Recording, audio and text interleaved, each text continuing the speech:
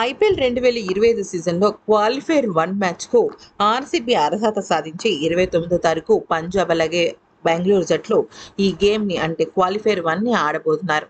అయితే ఈ మ్యాచ్ అంటే మంగళవారం నాడు ఆర్సీబీ అలాగే లక్నో జట్ల మధ్య జరిగిన మ్యాచ్లో ఉత్కంఠభరితమైన పోరు అంటే నరాలు తెగిపోయే మ్యాచ్లో అత్యద్భుతమైన ఆర్సీబీ గెలుపును ఖాయం చేసింది మాత్రం జితేష్ శర్మనే చెప్పుకోవాలి. అయితే జితేష్ శర్మ ఇరగదీశాడు. ఒక్క ఒక్క మాటలో చెప్పాలి అంటే ఊహించని విధంగా అద్భుతమైన నాక్ 33 బంతుల్లో 8 ఫోర్లు 6 సిక్సులతో 85 పరుగులు చేసి ఇక బెంగళూరు జట్టు గెలుపులో కీలక పాత్ర పోషించాడు. దాంతో మ్యాన్ ఆఫ్ ది మ్యాచ్ అవార్డును కైవసం చేసుకున్న తర్వాత ఏమన్నాడో ఒక్కసారి తెలుసుకుందాం. నేను ఈరోజు నా భావాలని, నా మనసులో ఉన్న ఆనందాన్ని చెప్పలేకపోతున్నాను.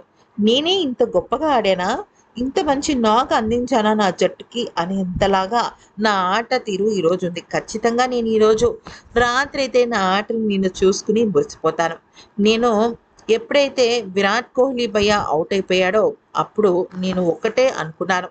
నాలో నేనే స్ట్రాంగ్గా ఊపిరి గట్టిగా తీసుకుని నా గురువు, నా మెంటర్, నా నాకు మొత్తం ఈ క్రికెట్లో సర్వస్వం ఎవరైనా ఉన్నారు అంటే అది దినేష్ కార్తిక్ అన్న.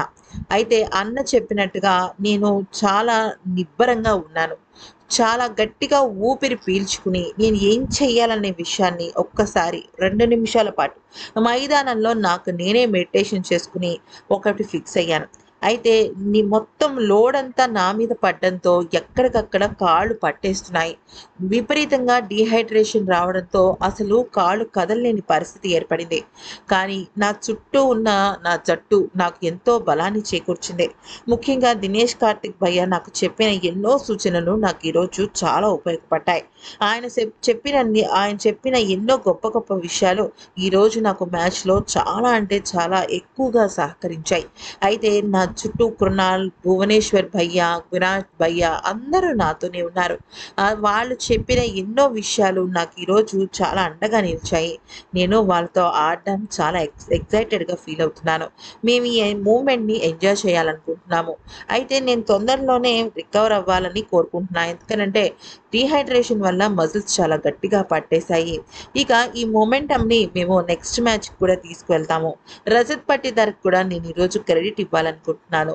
ఎందుకనంటే ఈరోజు ఇంత గొప్పగా ఒక ట్రాక్ని మెయింటైన్ చేయడానికి తన సహకారం కూడా ఉంది.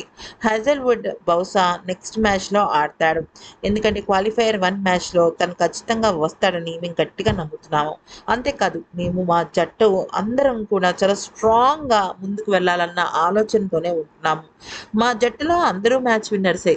నేను ఒక్కనే కాదు, ప్రతి ఒక్కరూ కూడా ఆట గెలవాలి, మ్యాచ్ చివరి వరకు గెలిచి తీరాలి అనుకున్న వాళ్ళందరూ కూడా మ్యాచ్ విన్నర్సే. మా ప్లేయింగ్ 11 చూడండి ఎంతమంది మ్యాచ్ విన్నర్స్ ఉన్నారు. సో మా అందరికీ కూడా ఈరోజు ఎంతో హ్యాపీనెస్ ఇచ్చింది. Once again thanks to Dinesh Karthik అన్న అంటూ చెప్పుకొచ్చాడు. ఈ వీడియో కనుక నచ్చితే లైక్ చేసి సబ్స్క్రైబ్ చేసుకోండి.